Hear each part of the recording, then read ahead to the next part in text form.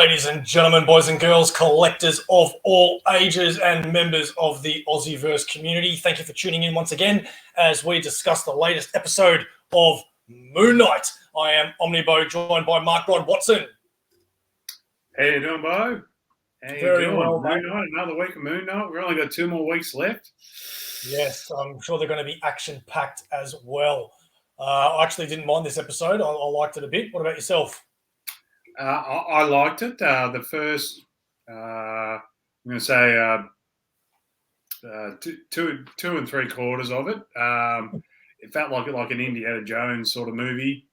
So yeah, you know, they're going into, which is kind of cool. Everyone loves Indiana Jones.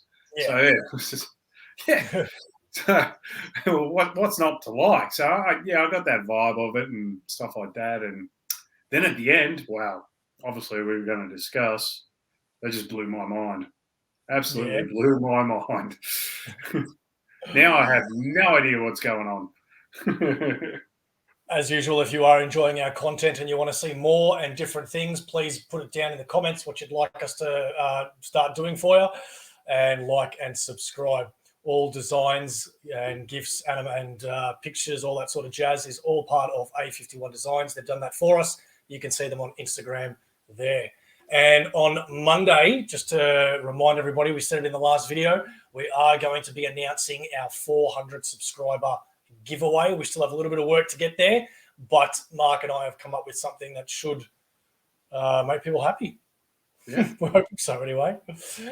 All right, so let's get down to the Moon Knight. Yeah, man, there was some scary scenes, wasn't there? Yeah. Actually, the scene within the tomb, how it's ripping that person's guts up and stuff like that, that was pretty creepy. Not quite PG rating, is it? No, I like how they went for a classic jump scare as well with that. Yeah. That was good because it got me. Yeah. Into the dark. You could see it coming, but you just didn't know when. Yeah.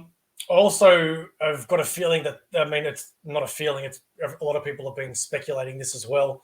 But that third personality that's coming out, that's Jake Lockley, the one that was trapped in that sarcophagus that was banging on the door. Get out. The cab driver. Hey, the cab driver, is it? Yeah. And almost seemed to be the one that was stabbing the guy at the start of the episode as well. So there's definitely another personality there. In the comics, there's about 5. So I wouldn't be surprised if they bring another one there. What did you like about it? I'll tell you what I really like. I wasn't 100% on board to start with, but I did like. But now I'm really liking Ethan Hawke's hero version now. He's got this kindness to him and relaxedness to him. He doesn't seem like a villain that's just crazy or out of control or anything like that. He's just calm. He's nice as well, and that's the hard thing too. You can't really, there's no reason to sort of hate him apart from he's sort of, want to kill people before they do something bad, which is pretty bad. Pretty bad. I mean, like that's I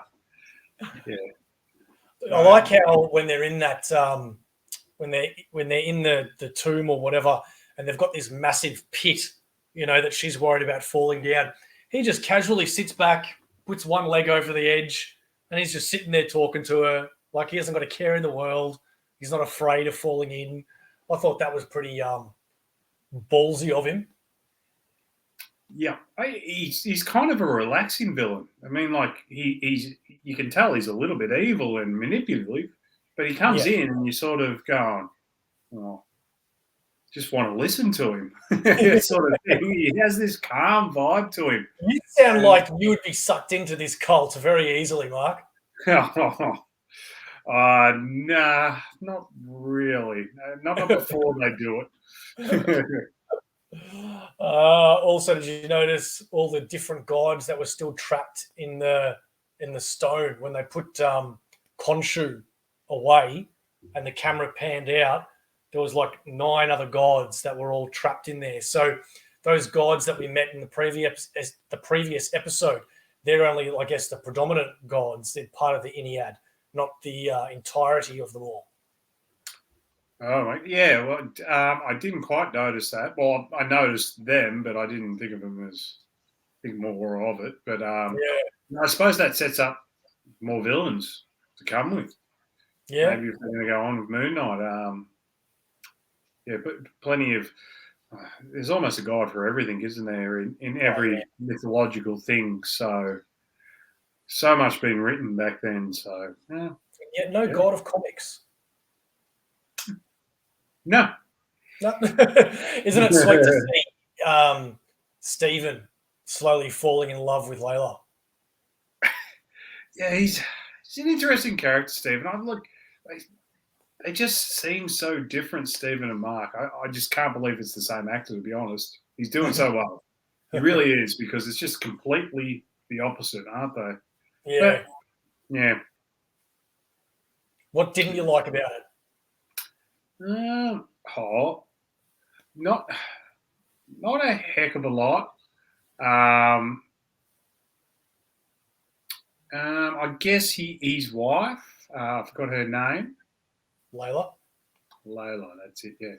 How she's instantly pissed off, even though he didn't kill her dad.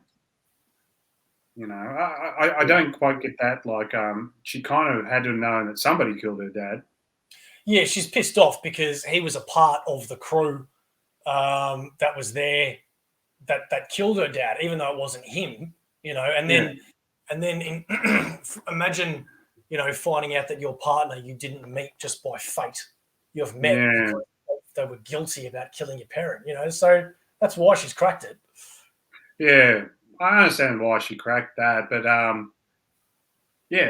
he lost his life because of it too, as well, and obviously felt enough guilt to see how it was, and then maybe he fell in love with her, not through pity, but fell in love with her because who she was, obviously. But you know, it kind of, if you felt guilty and you go see how they're doing in life, make sure they're doing okay, but then all of a sudden you get to like them. I don't know. I understand her softness, but it was just a bit predictable that when she was walking in, as she just pissed off at Stephen and telling Mark to get out, I'm just going, well, this is just bad timing, this is. But I guess that's part of it. But as I said, that's not really a bit that pissed me off that much at all. If anything, like, that's everything else was pretty good. I think it was pretty stock standard entertaining. How about you? Anything? Well, I'm a big fan of when stories interweave real life history into fictional storytelling. And one thing that I really liked about this episode was how they showed that Alexander the Great was the avatar for Amit.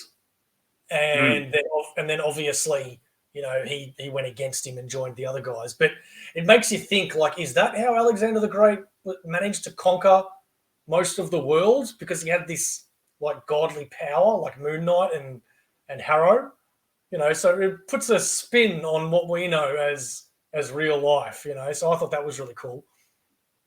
Yeah. Well, yeah, it does make you wonder. I mean, like, it's a cool twist on obviously a story. So yeah. One other thing that I really hope they do connect, I don't think they'll do it in the show, but hopefully later down the track, however they use Moon Knight, is Kang.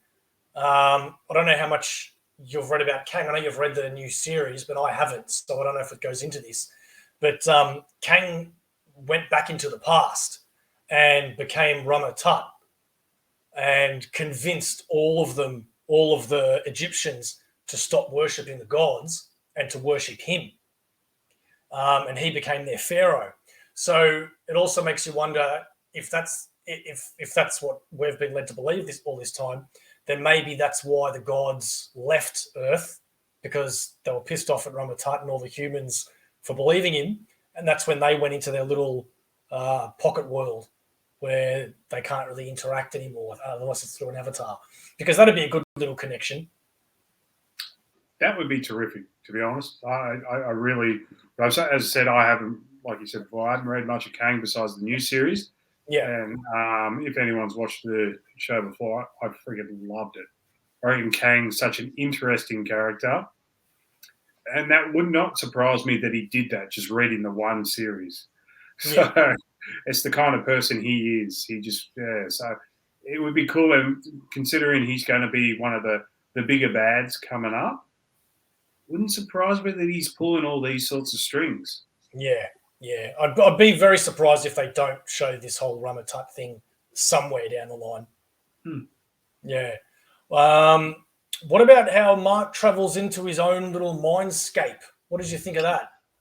I loved it. I absolutely loved it. I thought that was cool. I thought it was a great twist.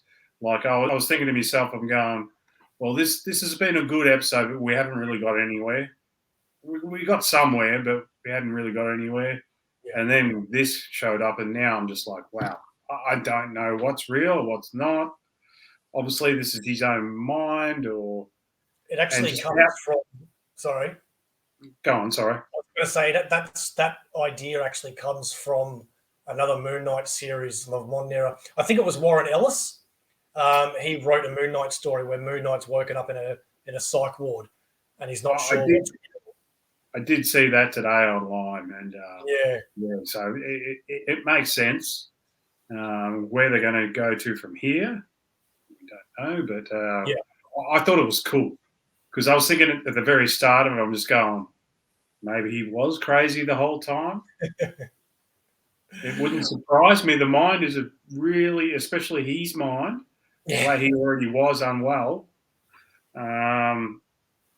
Who knows? You can make a whole imaginary world with your own mind if it's unwell enough. Yeah, I liked the touches that they've done with like one of his personalities is a character on a VHS tape, and the VHS tape is to show just how long he's been in the psych ward. You know, because obviously DVD. Yeah, it's a tape recording. He goes, I can't believe I found this again. Ethan Hawke's just such a kind character. He was just so kind. I'm just going, man, he's awesome. Have you noticed? I was fast forwarding the end credits, the animated credits that they show. I always fast forward to the end to see if there's an extra scene, as Marvel do. But one thing that I didn't notice until this week was, and I went back on the other episodes to check that I was right. But the moon at the end it started off as like a new moon in the first episode. Oh, so it's getting fuller. Yeah, and then the next one it was like a waxing crescent, and then the next one it's like the first quarter. So it's moving, So no doubt it'll be a full moon again in the last episode. Crazy. Yeah. What are you expecting these last two episodes? I don't know about the fifth one, but the sixth one will no doubt be the big showdown, the big superhero blockbuster movie showdown. Because we have seen previously somewhere in a quick little snippet, if you pause it, that Moon Knight is leaping on one end and Harrow is leaping on another, and they're going towards each other. And Harrow hasn't really shown superhuman powers apart from that stick. So I reckon Harrow will get like a major power up. They'll release Amit, and it'll be Khonshu versus Amit and Harrow versus Moon Knight. So I guess that means in the fifth episode, they'll have to release Khonshu maybe, and at the end of that fifth episode is where they release Amit as a cliffhanger. Right. I'm thinking, again, I forgot her name, the wife. Yep. I'm thinking she's going to track down Khonshu's or the gods to try and save Mark. Yeah. Or / Stephen, because obviously he's been shot. So she wants to save his life. Yeah. And she knows Khonshu can do that. So probably the next one's going to be her searching for that and maybe get Khonshu, and then there's going to be a big fight. Yeah. in episode 6. So I'm thinking that's what maybe episode 5 is going to be, just trying to save his life because they really need it. Because I think Hero's going to probably abduct the gods in episode 5. So she's going to go, well, we've got no other choice. We need the suit, so to speak, on Khonshu. So, that's just a prediction. But, I am really liking her development. But I said before, like how she overreacted before she heard his story. But I am liking her side of the story, like her acting and I like her character. She's not really a character in the comics, so I heard. No. His wife or girlfriend, I can't remember which, was Marlene. And like I mentioned in a previous video, they've really sort of merged Marlene and her father as one person and made it Layla in the show. Yeah. Although, in saying that, they have mentioned that Layla's father was an archaeologist as well. So, Yeah. Yeah. Makes sense. It works well. And I'm still looking forward to, which will no doubt be in the last episode, Werewolf by Night. Okay, We have to see that because that was Moon Knight's first appearance in Werewolf by Night's comic. Marvel are good at doing this, especially lately. So I think people are expecting some sort of cameo, but I don't know how they do it, but and man, that's all I've got for this episode. I really enjoyed it. To be honest, I would almost call it the best one. I don't know. I really liked that first one. Yeah, I'm thinking either this one or the first one. I really dug that first one. Yeah, me too. Even though not through this whole episode we did not see Moon Knight. It's amazing, eh? Yeah, I know. And it's funny, because the first, 20 minutes or so of this episode, I was thinking to myself, but then as soon as it got to those dark, scary scenes, I went, and I started to get into it more. Me too. Yeah. All right. Any other thoughts before we go? No, not really. Let's bring on another week of Moon Knight. And beauty. Well, then, everybody, we will see you Monday. But before we do go, we do want to present a word from our sponsors here. This show is sponsored by the Comx shop. Check out comx.cx for all things Comx and find out what Comx is all about. Then head over to comx.shop to pick up a variety of Australian comics from multiple creators and publishers, all for one flat postage rate. We hope you enjoy the show. And that's the good boys at Comx Studios. And don't forget also, you can get all your Australian indie goodness with one flat rate postage at comx.shop. And it's a pretty good deals that you can get there too, mate. So go check them out. And don't forget to like and subscribe. Please, let's grow this community up so we can get to the 400 subscriber giveaway. And we will see you again next week. For the same Moon Knight episode 5. We'll see you Monday, where we're going to have guests Rob Lyle and Sharifaden on the show. And we're also going to make another video of going through the Marvel MCU. So lots to do. We'll catch you soon. Mark, say goodbye to everybody, bro. Goodbye, everybody, bro. See you later. AussieVerse for life.